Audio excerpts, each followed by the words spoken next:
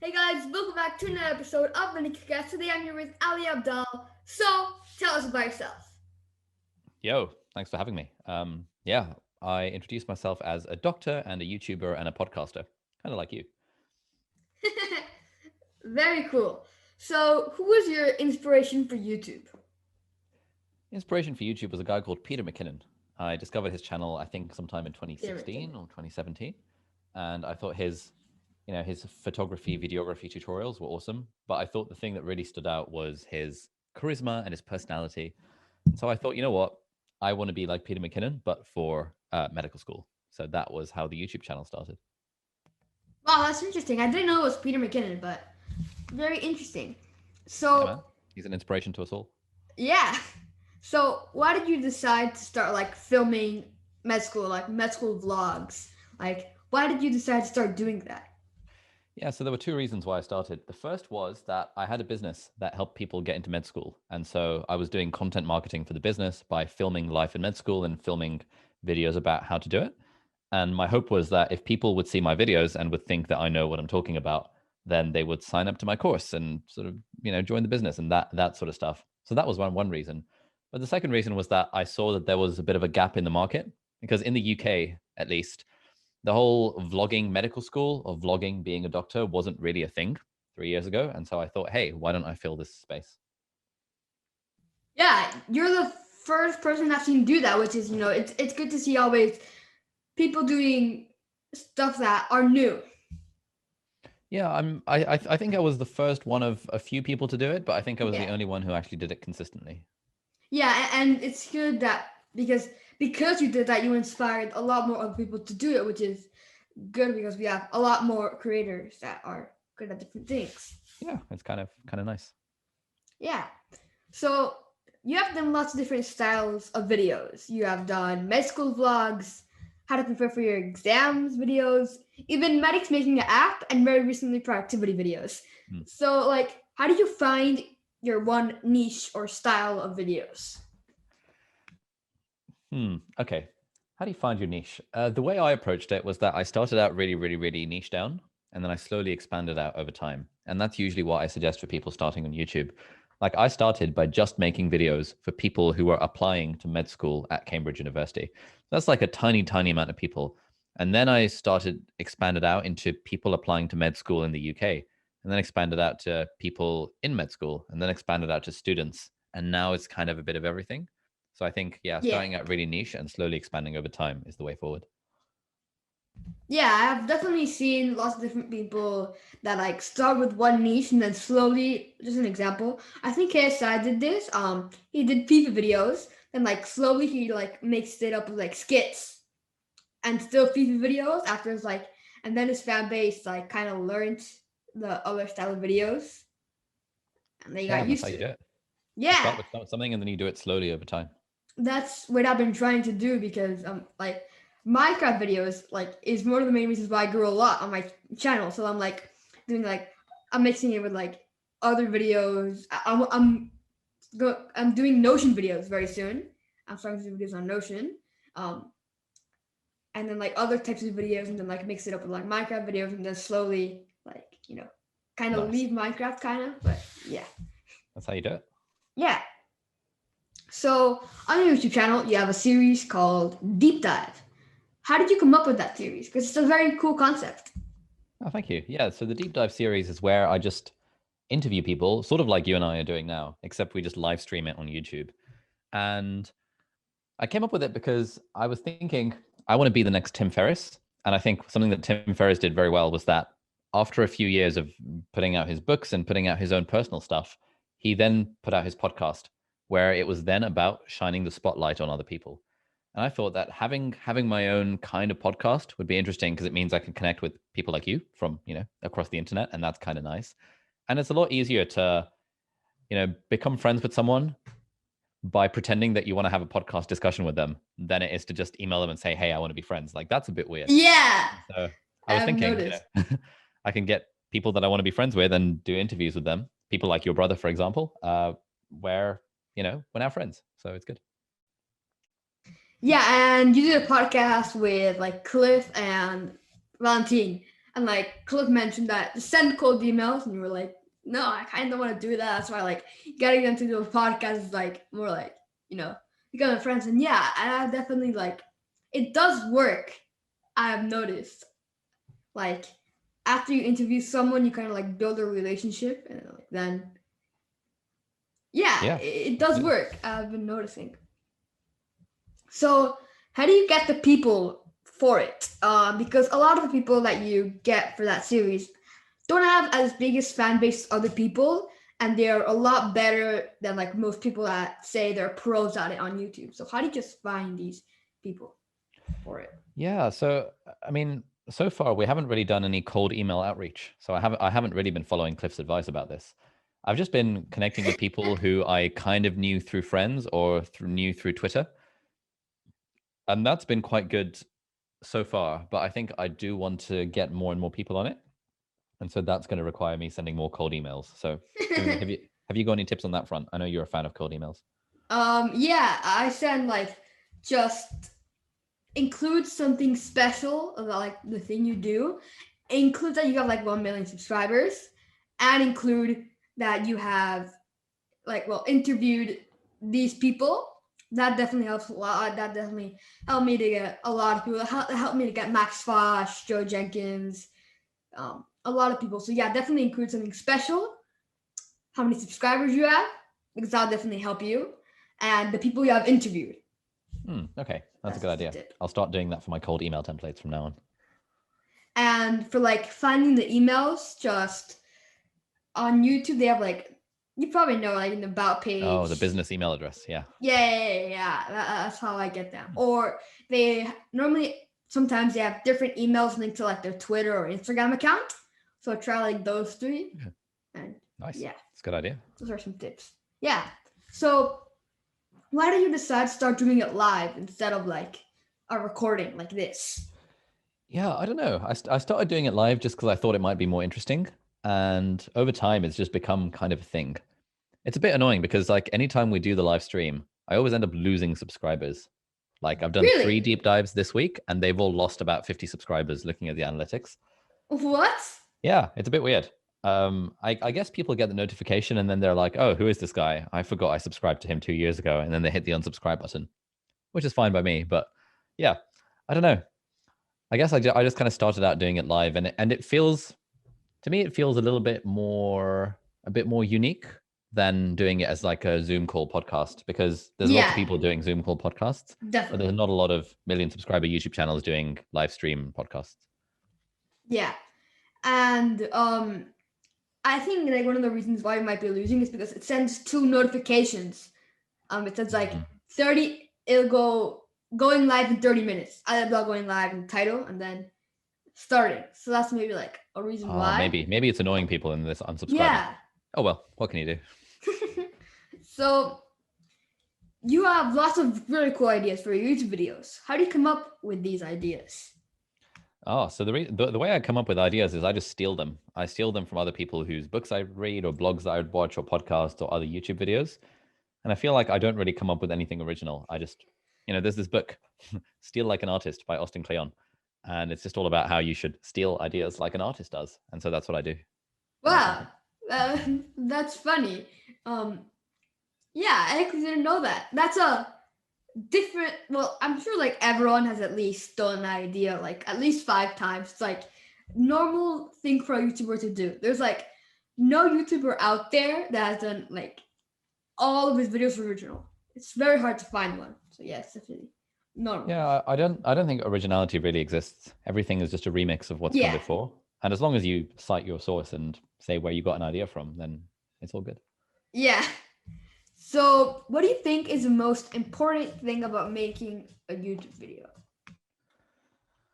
So I think the most important thing about having a YouTube channel is just being consistent with it and doing it at least once a Yeah. week. I think the most important thing about making a YouTube video is actually the title and thumbnail. And it's really annoying because for ages, I thought that it should be about the content of the video, but it's actually Yeah. a lot more about the title and the thumbnail and the topic. And it's a bit annoying that way because you have to spend ages thinking about the Yeah. title and the thumbnail. But hey, that's what seems to work on YouTube.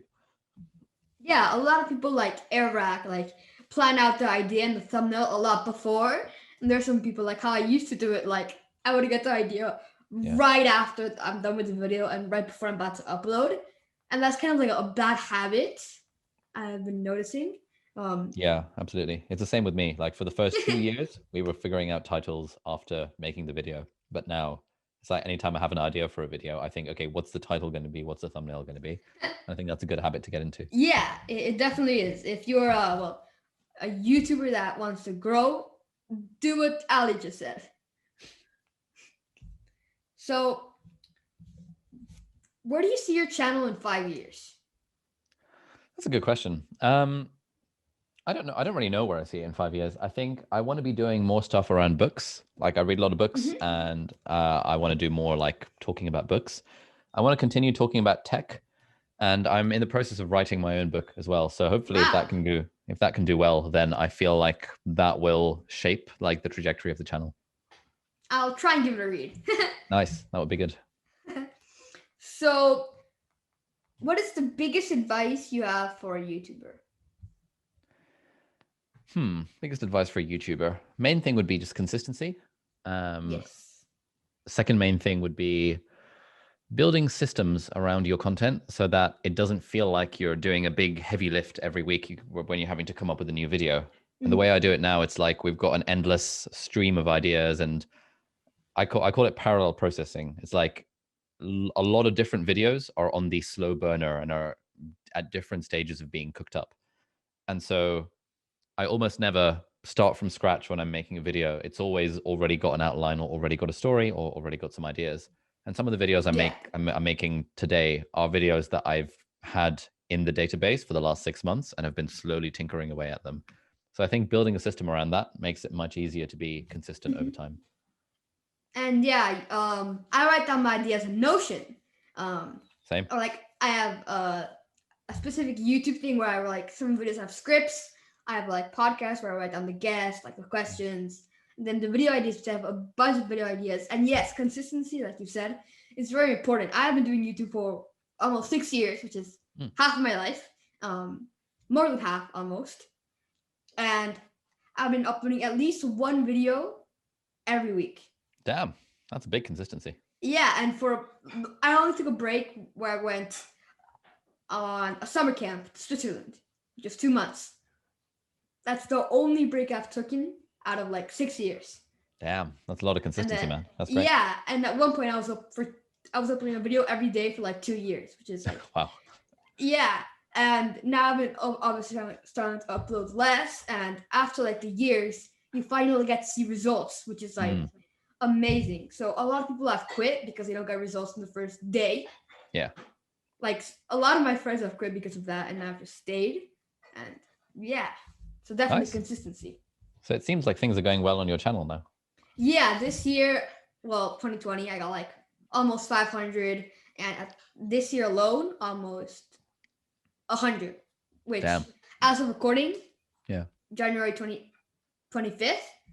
All right, I'm just warning you guys, for the next part, the audio is very different from the face. So the audio is behind from when I'm speaking. If you're listening on like Spotify, it's totally fine. But if you aren't, you're gonna have to deal with this. Sorry. Already 100, which is the most growth in 1 year I've had, which is a lot. That's really cool. Nicely done. Yeah, thank you. So now let's get to the second part of the podcast.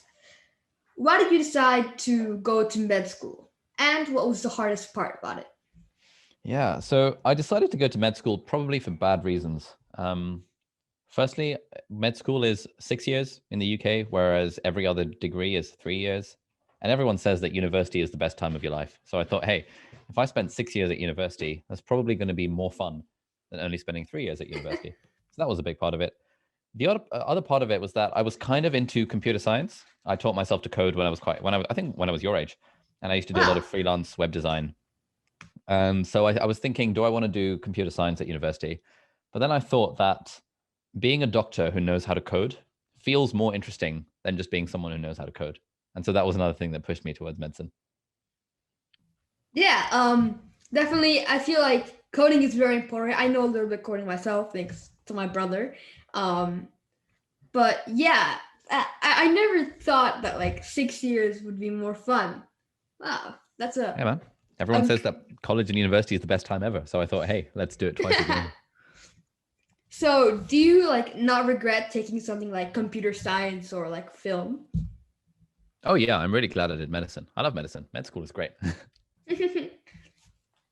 So, why did you decide to quit? Because a while ago you made a video on you leaving med schools, well, medicine and all that stuff. Yeah. So, why? So I've been working as a doctor for the last 2 years in the UK. And it's pretty normal to take a bit of a break after 2 years. Like a lot of people go traveling, a lot of people go to Australia, a lot of people just roam around. I was planning to take a temporary break to travel the world, but then the whole COVID thing happened. And so I'm just kind of stuck COVID ruined making so videos. many things. Yeah, it's getting in the way of everything. Yeah, And so it's not I. like permanently quitting, it's more like a temporary break. At least that's what I'm telling That's myself. interesting. Yeah, COVID ruined so many things. So, what do you think makes Notion so great? Like, you know, because Yeah, I you think. mentioned that it was your favorite productivity app in your last video. Hmm. So, I think what makes Notion so great is its flexibility. Like you can basically do whatever you mhm, want on Notion. And so if you're like me, and I guess you're like you, where you want to build your own systems and stuff, you're not mhm. constrained to something like Evernote or something like, where there's a very specific structure. You can just kind of let your imagination run wild. But I think the other thing that makes Notion great is it's such a joy to use, like with the icons and the emojis and the colors. Yeah, It's just nice. And when something is nice to use, it just makes you want to use it more. yeah, and definitely it's very useful because it has like a code thing for like coders. You can like put like a certain code. You have Yeah. templates. You can write down like books you've read, which my brother does. Like, and yeah, it's just I definitely agree with what you said. Like the colors, everything makes it so much easier. Yeah, no, I think Notion is great, and you can share the pages. I think I was checking out Yeah. your brother's favorites page like yesterday, just randomly. Um, and yeah, I just got some book recommendations, so it was like cool. Yeah, sometimes I also like check Notion pages, Yeah, out of nowhere. And yeah, so you have a newsletter called Sunday Snippets. Why do you decide to make that newsletter? Like, what, like, decided, oh, I want to make a newsletter? yeah, it was kind of a I want to make a newsletter. It's because like when I started growing on YouTube, I started to get pretty scared because I don't want all my eggs to be in the YouTube basket, just in case maybe YouTube disappears, Yeah. maybe, my content stops being relevant. And so I was thinking that I want to have my own email list because that's ultimately the only thing that I control. Whereas on YouTube, you're kind of building a house on borrowed ground. Yeah. So yeah, started the newsletter in 2018 and it's been going for the last, let's say, 2.5 years. And it's been one of the best things I've done because it's forced me to write every week. And without the newsletter, I wouldn't have written every week. And I'm guessing the same thing with your course part-time YouTuber, right? Or was that like a different thought process? Yeah, a similar thought process. Basically, how can I diversify my revenue away from, being fully reliant on YouTube? Just because, I'm very risk averse and I don't want to build a business that's purely on YouTube. I like using YouTube as a platform and then funneling that traffic into other areas. Yeah, definitely YouTube won't be around for so long. It will be one point where it will like die down, like Vine. Um, so yeah, it's definitely important to start diversifying. Yeah, And absolutely. many people lost their platform who don't thanks to Vine. Well, because it shut down. And a lot of people like David Dobrik, the Paul brothers, now have bigger fan bases because it's diversified. Yeah. It's very important to do. So, what was the most important thing you learned from 2020? Which it was an interesting year. Yeah, 2020 was a very interesting year. I think the single most important thing that I learned is just the power of having someone who holds you accountable for stuff.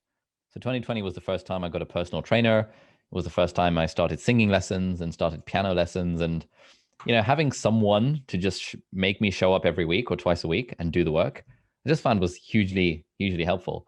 And before, I always used to think, hey, what's the point of paying a personal trainer? I could just go to the gym myself.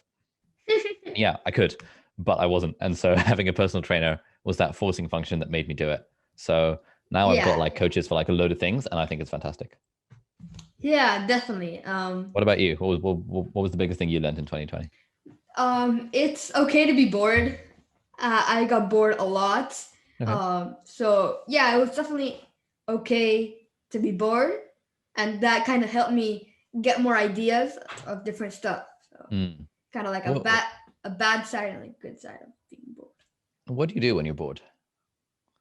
Um, like when I'm bored, sometimes I just like to like watch my old podcast, or like if I have like a video that I haven't edited, or like if I see a video that I have already edited, but it's like the very first like version, no edits. I will Mm. edit it again just for like for fun.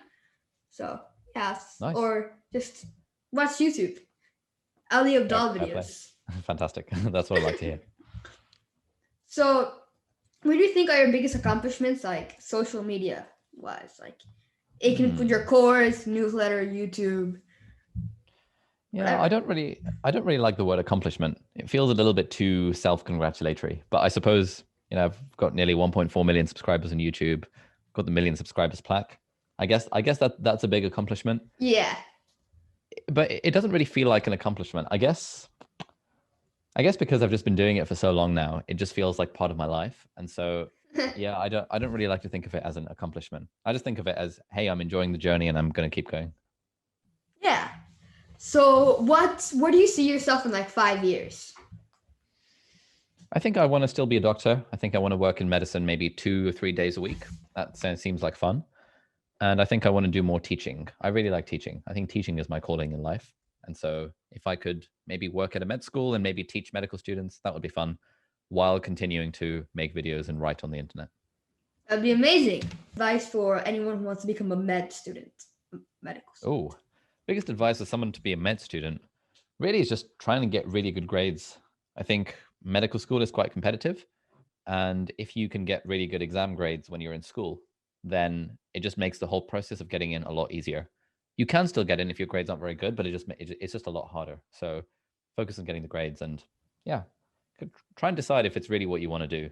I made the decision at 16. That's quite young to decide what you want to do for your life. So I probably should have spent more time thinking about whether I actually wanted to do it.